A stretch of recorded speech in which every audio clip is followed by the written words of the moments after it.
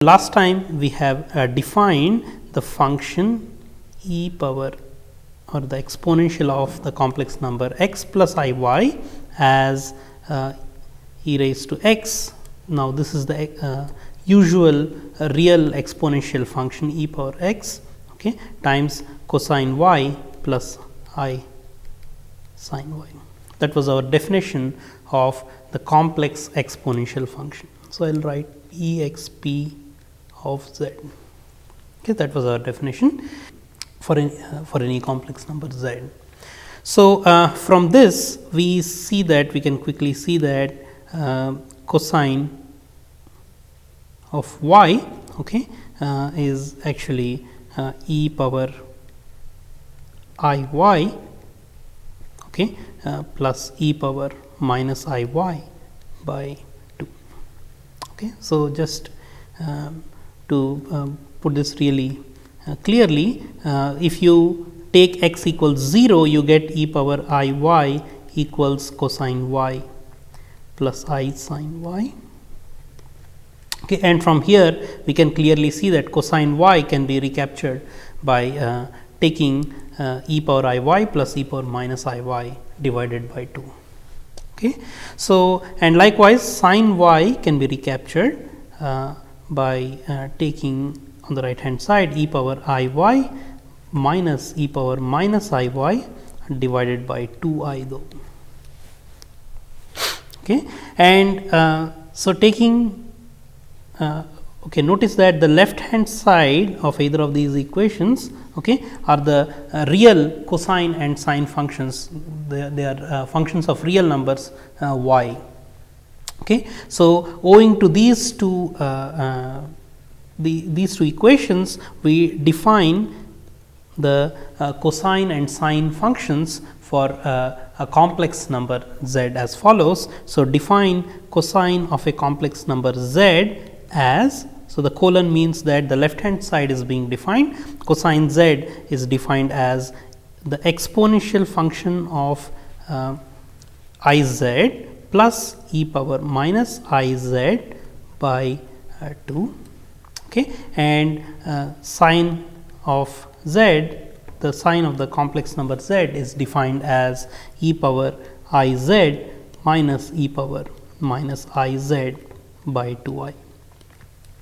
Okay. So, at least this definition makes sure that when we substitute a real number in place of the complex number z, then the older definitions of the real and the real cosine and sine are recaptured. Okay. So, when z is a real number, you get back your sine and cosine, which you already know from real analysis. Okay. So, that is your definition of the complex cosine and sine functions. Okay. And owing to this, you can actually define all the other trigonometric functions. So, for example, tan z is defined as, the tangent z is defined as sine z by cosine z, etc. Okay. So, let us now at least look at these functions cosine z and sine z and capture some of their properties. Okay. So, properties which follow from this definition of cosine z and sine z are as follows. 1, cosine of x, okay, and is equal to the real function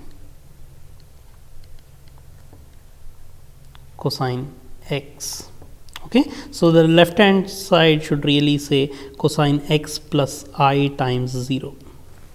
Okay. So, the cosine of a complex number x plus I times 0 tallies with the real function cosine x. This I have said verbally already. Okay. And likewise, sine of x plus I times 0 is the real function. So, by the real function I mean that it is the function of the real variable x, okay, which you already are familiar with. And further properties are as follows. 2, sine z and cosine z are entire functions. So, sine z and cosine z are entire functions because let us look at the definition. They are combinations of entire functions, the exponential functions e power I z and e power I minus I z. Okay. So, so when you add or subtract entire functions, you get entire functions. Okay. And dividing by 2 will not affect the analyticity of a function at a point. Okay. So, or dividing by 2i likewise. Okay. So, these are entire functions. Okay. And the second or the third property is that, well, let me give you the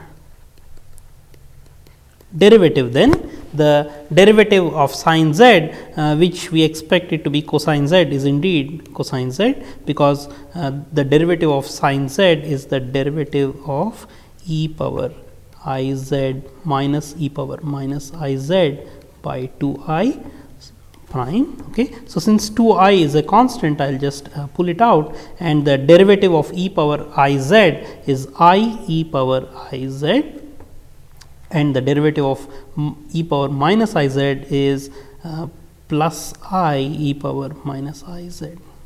Okay. So, the derivative of e power minus I z is minus I e power minus I z, then I multiply the minus in the front here. So, I get a plus e power plus I e power I z. Okay. And then one cancels the I to notice that what you have is cosine z. Okay. Likewise, one can compute that the derivative of cosine z is minus sine z. Okay. Okay. So, it is actually the complex number minus 1 times sine z. Okay, to be more precise. Well, so those are the derivatives. Okay, and then the third of the properties is that the sine of minus z is minus sine z. Okay.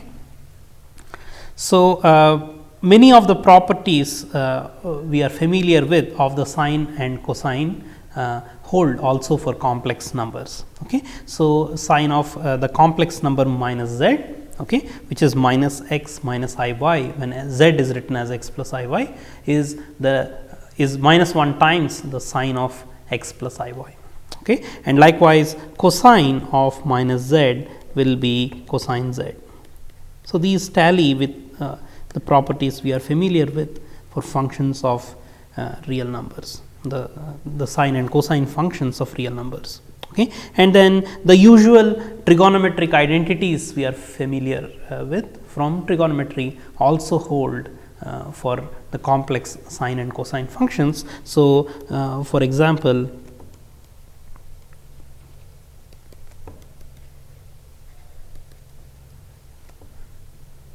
okay, so I will put that in quotes really. So, I will say sine squared z plus cosine squared z is equal to 1.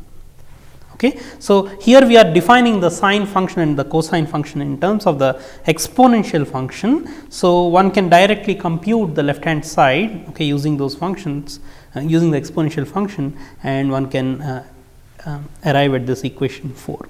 Okay. And likewise, I will say that sine of z1 plus z2, the complex number z1 plus z2 is sine z1 cosine z2 plus cosine z1 sine z2.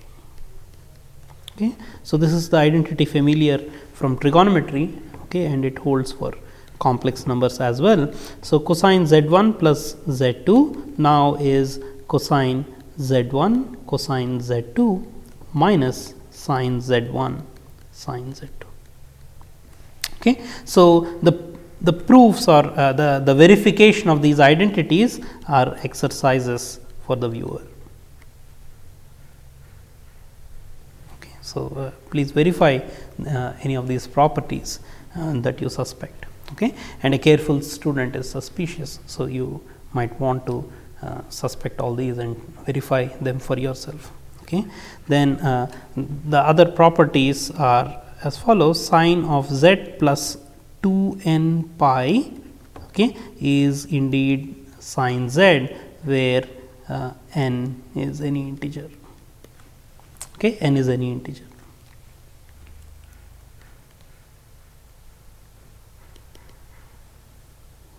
Okay. So, indeed the complex sine and cosine functions are also 2 pi periodic. Okay. So, cosine, I will write that cosine z plus 2 n pi likewise is equal to cosine z for all z, and n is an integer. Okay. So, these are some properties, okay, and let me note couple others. Okay. So, sine of pi by 2 plus z is going to give you cosine z, okay, and this is also equal to sine pi by 2 minus z. Okay. So, that is the relation between the sine and the cosine, complex sine and cosine functions. Okay. And so, the viewer once again is welcome to verify any of these identities. Okay. So, we have studied the mapping properties of the complex exponential function, okay, and likewise the viewer is encouraged to chalk out the mapping properties of the sine and cosine functions of a complex number. Okay. So, we already know the graph of a sine function. Let me go back to the real case. The graph of a sine function, okay, has a y value at most 1, okay, and at least minus 1. So, by that I mean sin x, the function sin x is bounded by minus 1 and 1.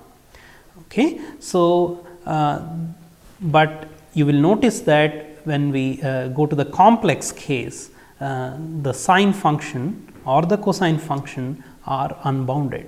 By that I mean any complex number is really in the image of the complex sine function or the complex cosine function. Okay. And it is really interesting to see what the images look like for a for the sine function. Okay. So, start with some contours and try to see if you can find the images like we have done for the exponential function. Okay. So, next I want to talk about harmonic functions.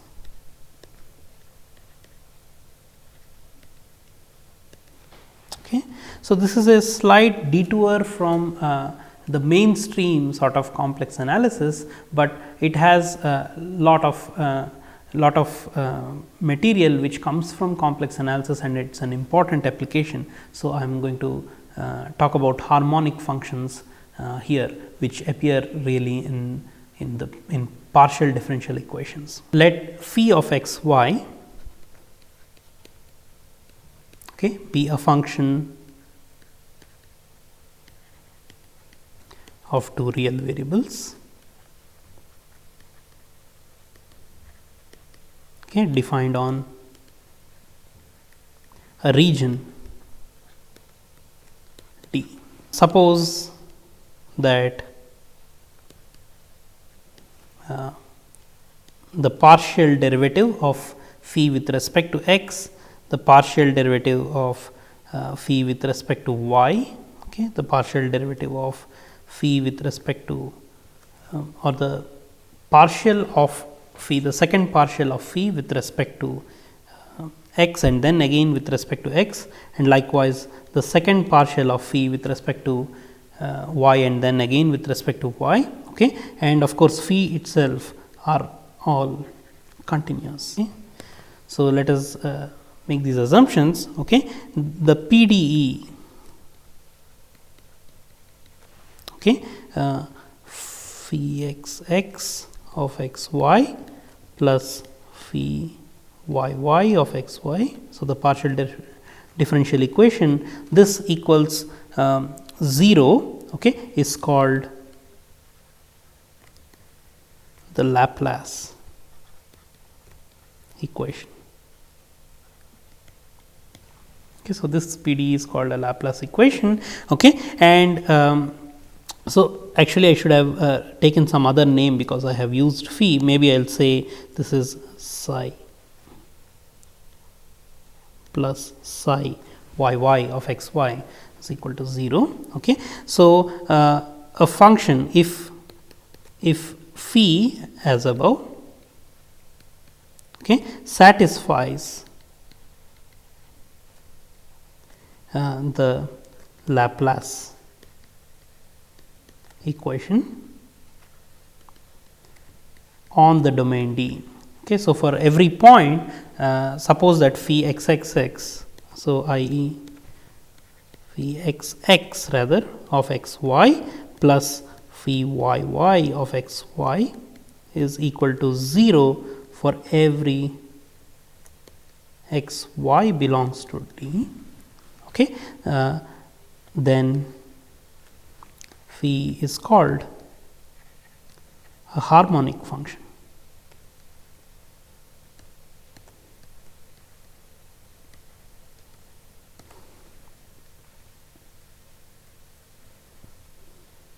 Okay. So, such a function which satisfies this Laplace equation is called a harmonic function. Okay. Now, if a function, if we take the real part of a complex analytic function, it is true that due to the Cauchy-Riemann equations, it already satisfies the Laplace equation. Okay. So, let us say that in the following words. So, if f of z is an analytic function, okay, on a region D,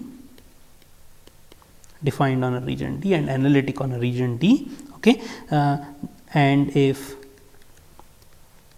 f of x plus I y. So, allow me to write z as x plus I y, this is equal to u of x y plus I times v of x y. Okay. So, I am capturing the real and the imaginary parts of this function, okay. Then u of x y, okay, and v of x y are harmonic functions.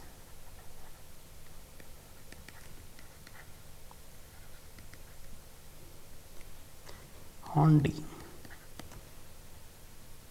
Okay, so, let us see why this is due to the Cauchy-Riemann equations.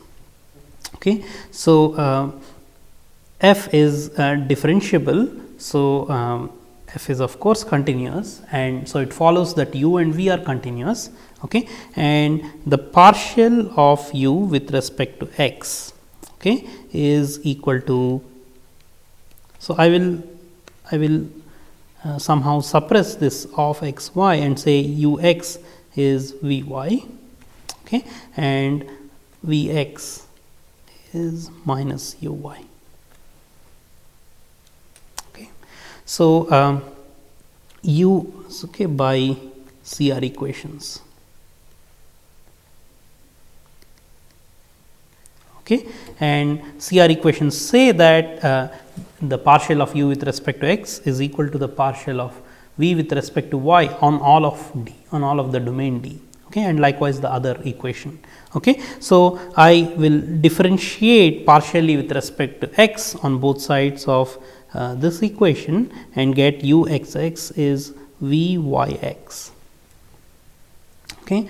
And for here I get u y y, I will differentiate partially with respect to y on the right hand side, okay, and I get minus v x y. Okay. So, by partially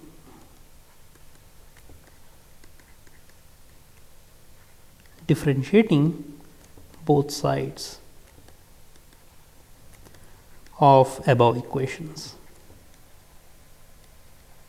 okay, above equations, one with respect to x and the other with respect to y. I am not going to write that, I will just say that verbally. Okay. And then what we get is that and this holds on all of D. Okay. So, when we add u x x plus u y y, okay, we get v y x plus minus v x y, okay, and since v y x is v x y, we get v x y minus v x y, which gives us 0.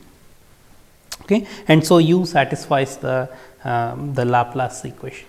Okay. So, if you are wondering why v is differentiable, why at all v or u is differentiable again with respect to x, how do I know that the partial derivatives exist, or if you are wondering why the mixed partial v y x is equal to v x y, let me state a fact which we are going to prove later, that an analytic function f, okay, is differentiable any number of times.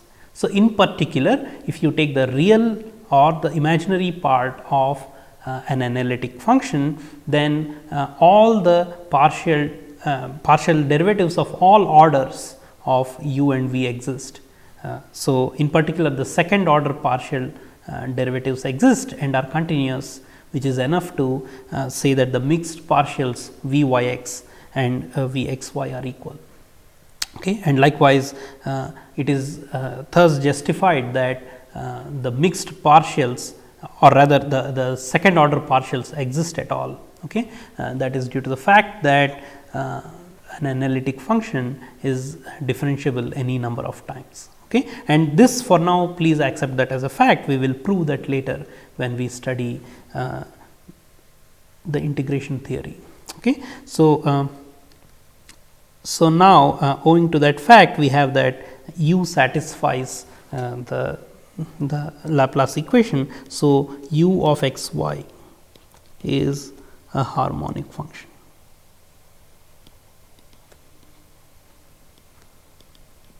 On D. Okay. Likewise, one can show, it is an exercise for the viewer, try to show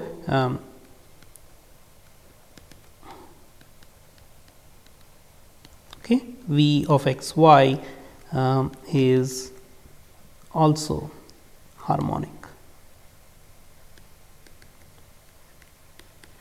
on D.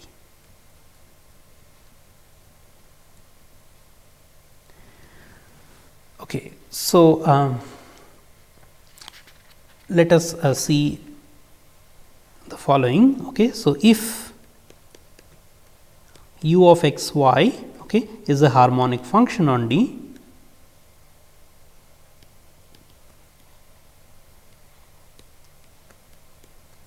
on the domain D, okay, and if we can find, okay, another harmonic function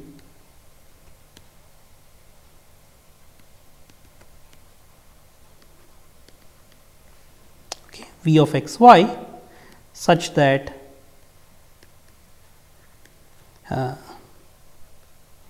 the partial differentials of u and v satisfy the Cauchy-Riemann equations, okay, then we say that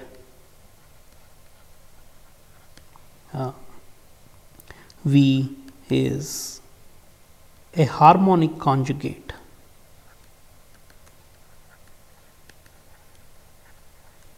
of U.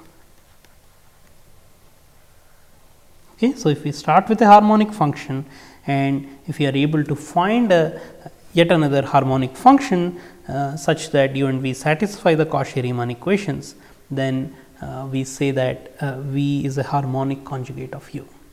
Okay. So,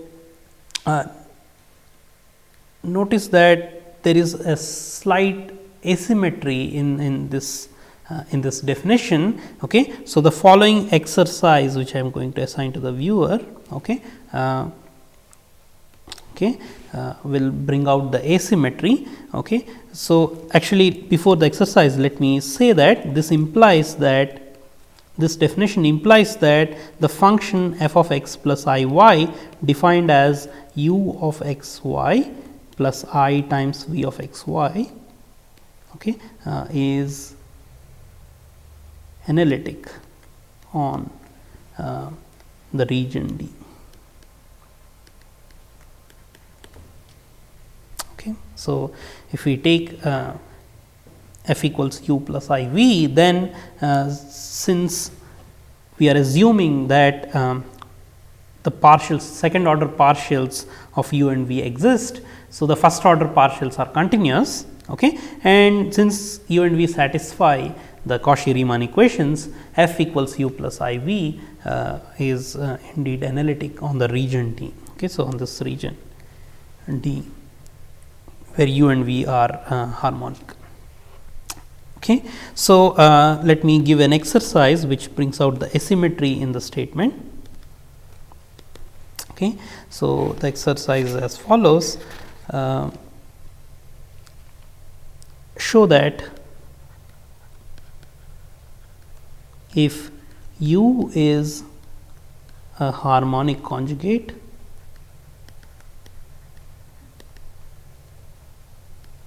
of v. So, here I mean u of x y and v of x y.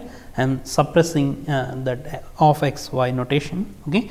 And if v of x y is a harmonic conjugate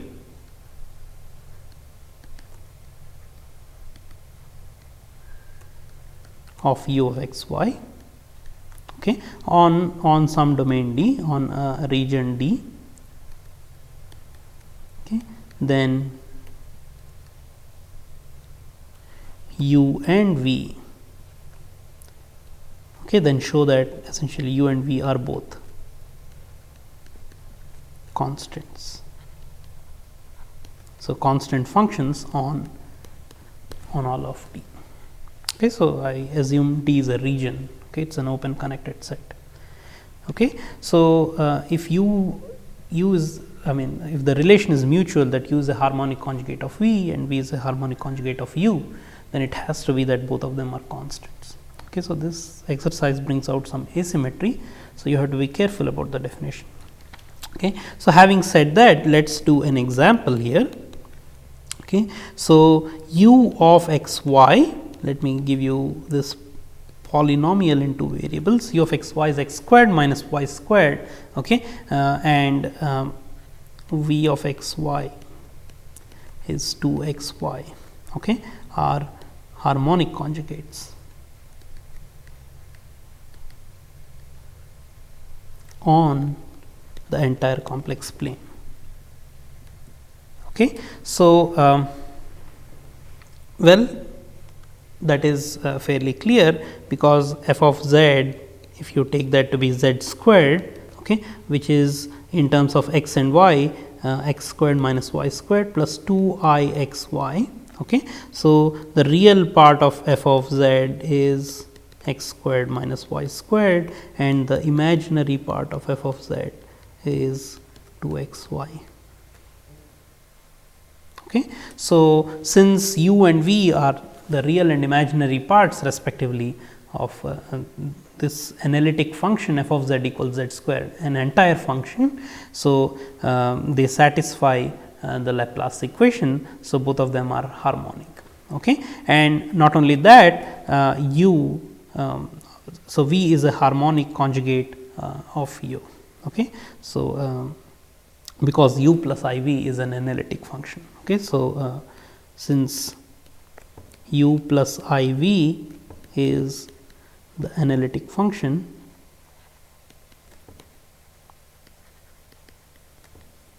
z squared, okay, v is the harmonic conjugate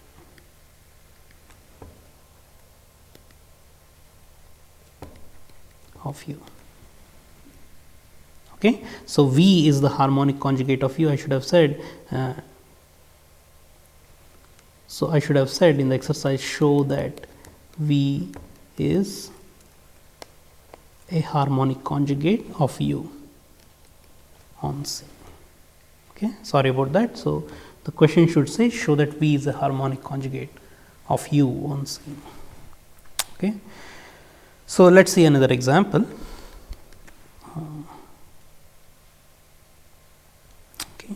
Show that U of x y equals x y cube minus x cube y is a harmonic function.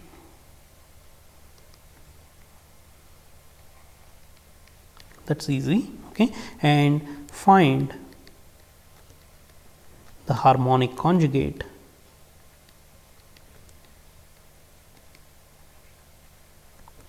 of U of x y.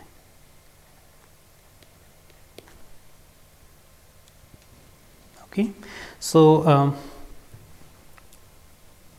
so firstly, it is easy to verify that U is a harmonic function. You just calculate U x, which is y cube minus 3 x squared y. So, U x x, the second order partial is minus 6 x y. Okay. U y, the partial of U with respect to y is 3 x y squared minus x cube, and so the second order partial of U with respect to y and again with respect to y is 6 x y. So, it is clear that U x x plus U y y is 0 at every point x y, okay, at any x y belonging to C. Okay. So, at any. So, with some abuse of notation, I will just say belongs to C. So, that should actually be x plus I y belongs to C. Okay. So, now you have to find an harmonic conjugate of U. Okay. So, a harmonic conjugate is a function which along with U satisfies the Cauchy-Riemann equations. Okay. So, we want a V such that, okay, so want V of x y such that the partial of V with respect to y, okay, is equal to the partial of U with respect to x, okay, and the partial of V with respect to x is the negative of the partial of U with respect to y. Okay. So, let us look at, so this is equation 1, this is equation 2. Okay, these are the Cauchy-Riemann equations. So, let us look at 1. 1 implies that V y should look like y cube minus 3 x squared y. Okay. And assuming that we are working with a open connected region. Okay. So, V then in that case will be the partial integration of this function with respect to y, is the integration of this function with respect to y, and then there is possibly a function of x alone. Okay. So, phi of x, let me call that function phi of x. So, that when you differentiate this equation partially with respect to y, you get back your V y in that form. Okay. So,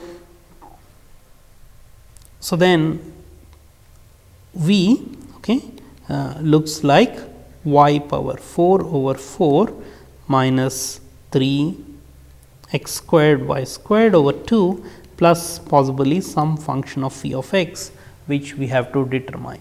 Okay. And to determine phi, we will actually use the equation 2. So, from here, from this equation, we can calculate the partial of V with respect to x. So, we get minus 3 x y squared, okay, plus phi prime of x. This is your partial of V with respect to x from this equation. But from the Cauchy-Riemann equations or from 2, we know that this should be equal to minus u y, okay, which we have already calculated u y is right here. Okay. So, I am going to substitute minus u y will be minus 3xy squared plus x cube, okay, from 2. So, using the Cauchy-Riemann equations. Okay. So, then equating these two expressions, I get phi prime of x should look like x cube. Okay. So, and then phi of x, the candidate for phi of x is x raised to 4 by 4, okay, plus a constant c, constant of integration c. Okay. So, your v of x y equals y power 4 by 4 minus 3 x squared y squared by 2 plus x power 4 by 4 plus a constant, okay, is a harmonic conjugate of the given u of x y. Okay.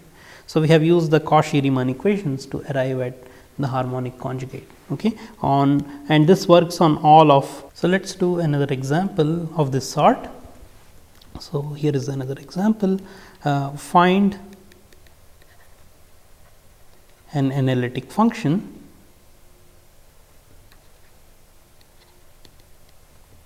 u plus I v, okay, given that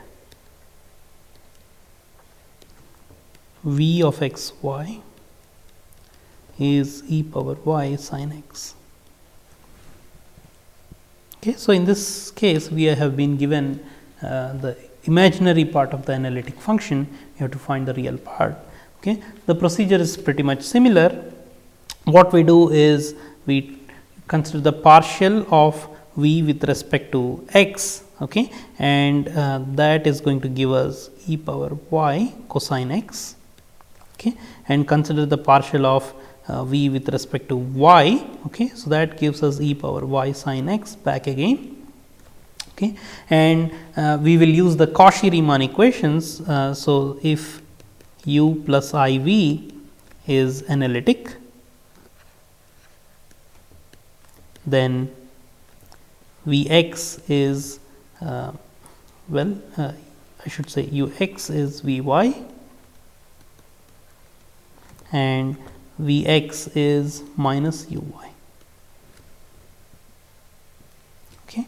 So, using the Cauchy-Riemann equations, u x is e power y sin x,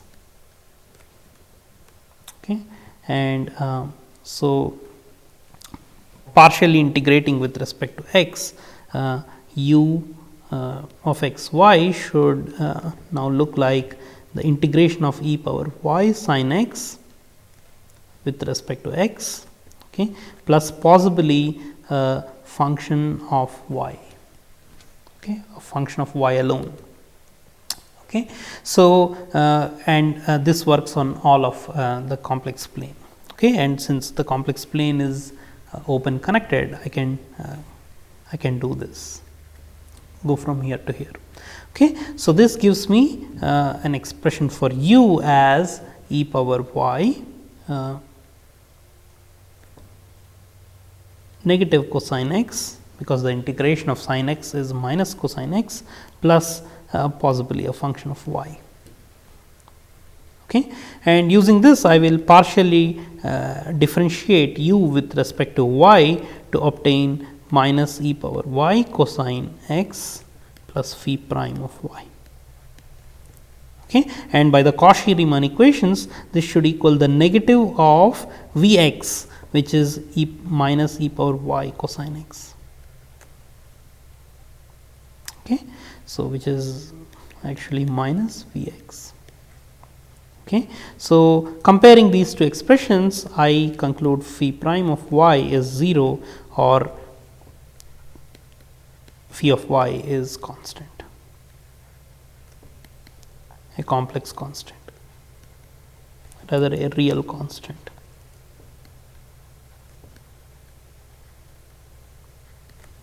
Okay. So, that gives us an expression of u of x y equals minus e power y cosine x plus a constant.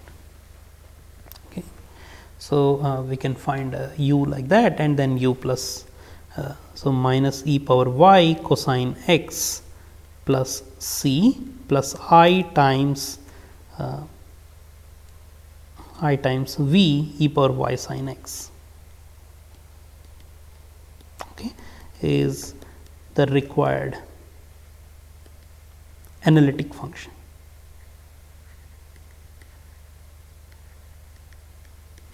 Okay. Notice that I use the definite article, the required analytic function, but actually there is ambiguity due to this constant c. Okay. So, it should technically say is a required analytic function. Okay. So, this you can take any value of c and that will satisfy the requirement.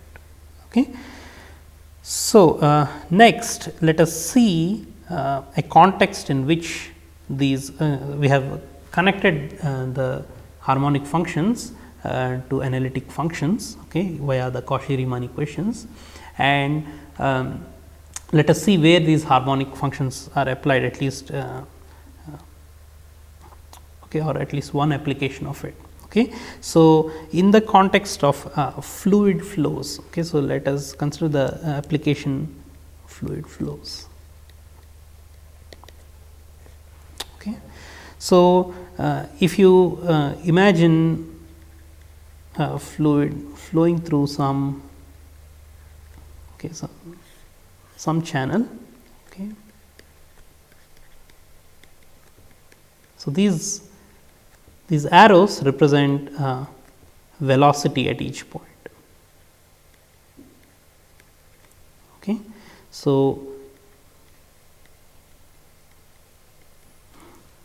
since I cannot draw arrow technically at every point which I see there, okay, so these arrows are just indicative of velocities. Okay. And so, the velocity vector, okay, so the velocity at a point x comma y.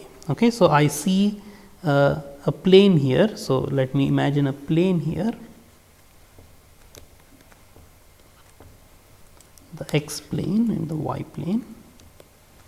Okay. So, then I can coordinatize any of these points here, okay, any of these points here as x comma y. Okay. And let us imagine that a fluid is flowing through a certain channel, okay, and we have an assortment of these x y planes, okay, stacked up. Okay. And so, let us also assume that the fluid flow on one of these planes looks exactly the same as the fluid flow on a plane parallel to it. Okay. So, here I have a stack of these x y planes as is shown, okay, and at each point x y I am able to suppose write the velocity as a function p of x y plus I times q of x y, where I am pretending that I am in the complex plane, okay, and the velocity function is p of x y plus I times q of x y. I will put a little bar to indicate velocity. Okay. So, let this be the velocity function, okay, at a point x comma y. Okay. So, the velocity is a vector, okay, and so v is actually a function from the plane, okay, to c, okay, and I am interpreting points in the complex plane as vectors. Okay. So, right, you remember how we can interpret a point in the complex plane as a vector. You just join the origin to any given point x comma y, okay, and that becomes a vector. So, in this case p of x y plus I times q of x y, okay, is that. So, this is the image of the point x y. Okay. So, recall that, and so v is a function from the plane which we can once again pretend is the complex plane to the complex plane. Okay. And so, assume incompressible, okay, and frictionless fluid flow.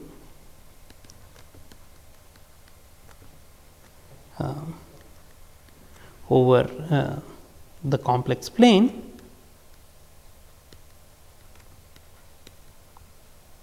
okay, with the above velocity function.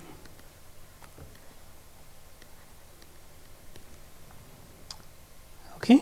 So, further assume that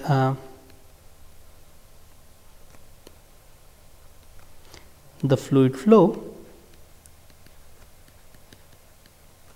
is irrotational and has no sources or sinks. Okay. So, this appears in fluid mechanics.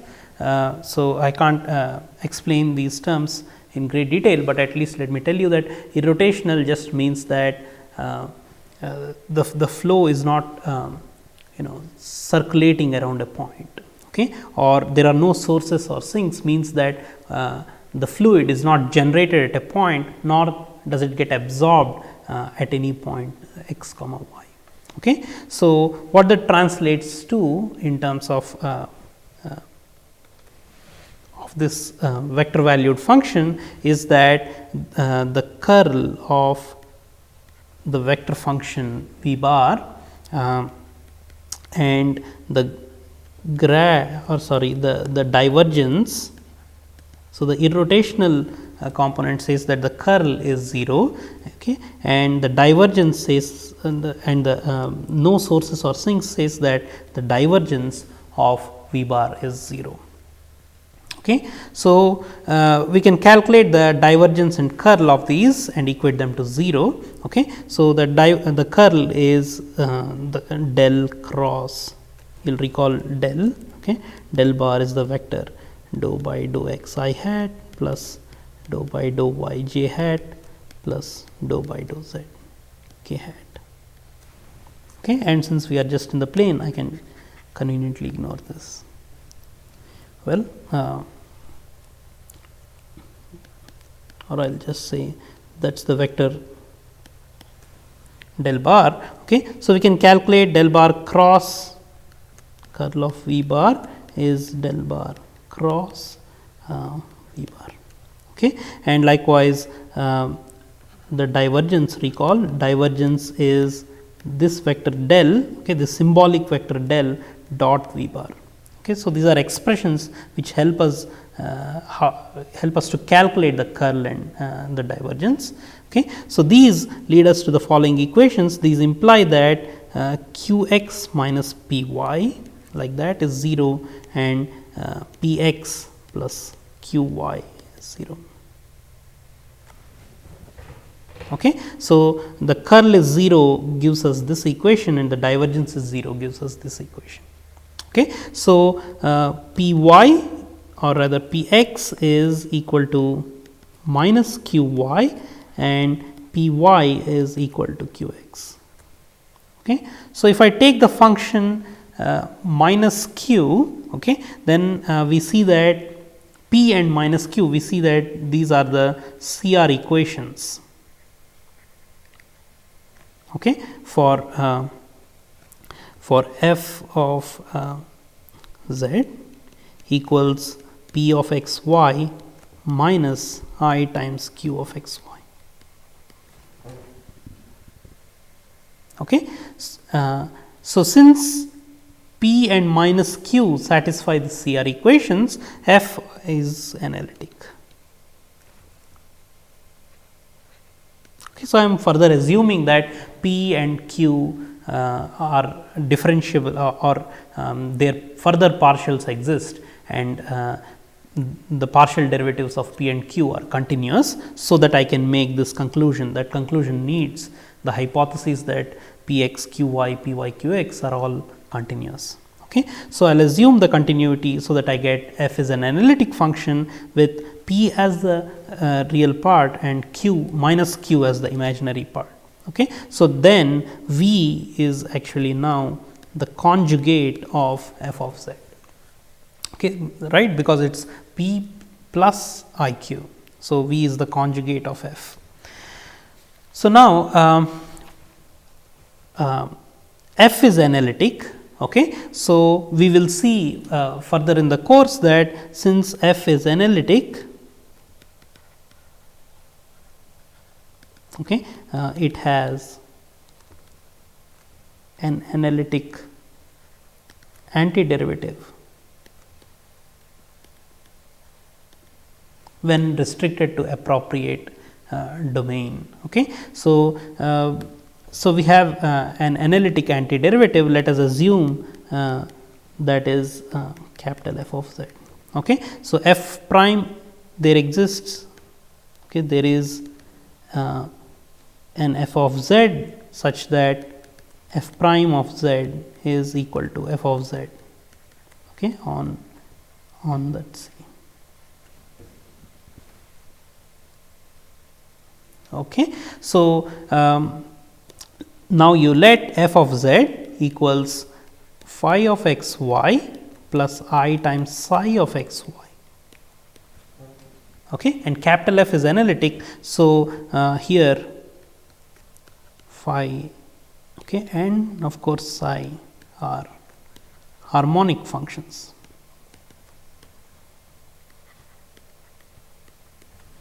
Okay. And after some simple calculations, we can actually see that the gradient of phi, okay, well, let us calculate it. A gradient of phi is phi x of x y plus I times phi y of x y. Okay, and by the Cauchy-Riemann equations, phi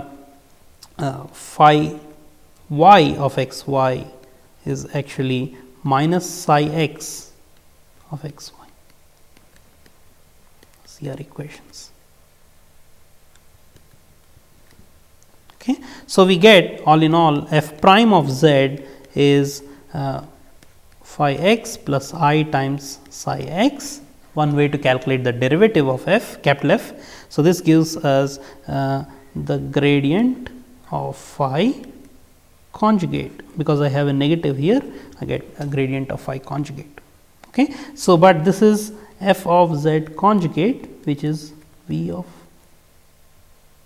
rather this is f prime of z is f of z. So, this is v of z conjugate.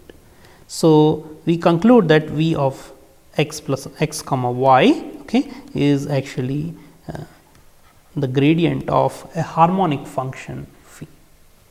Okay, phi. So, the velocity function can be interpreted as the gradient of a harmonic function, and this function is called the potential function. Phi is called the potential function. Okay. And there are interesting properties of this potential function, and one can study further properties in a fluid mechanics course. So, let us see a quick example here. So, show that the harmonic function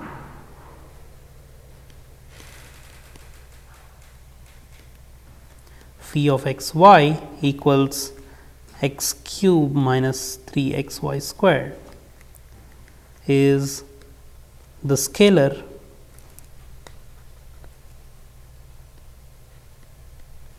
potential function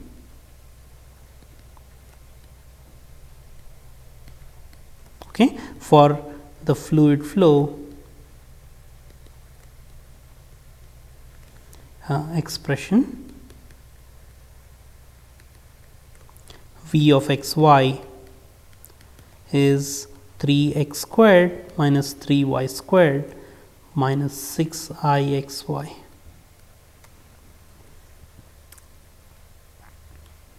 Okay.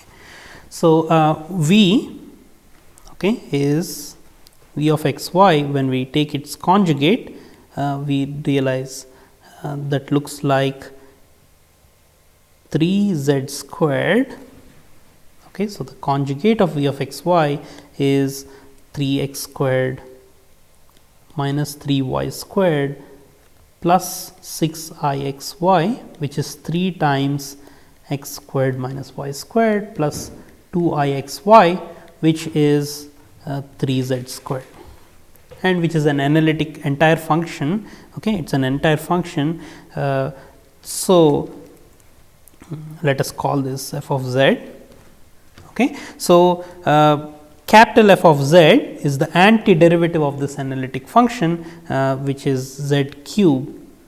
Okay, z cube, the antiderivative of 3z squared, and it works on all of C. Okay. So, the real part phi of x y, okay, of this analytic function capital F of z is indeed x cube minus 3 x y squared. Okay, that can be done by expanding z cube x plus I y cube. This is x cube plus 3 x squared I y plus 3 times x I y squared plus I y cube. So, which gives us x cube, among other things, x cube minus 3 x y squared for the real part, okay, and then the imaginary part I will not work it out. So, you get this.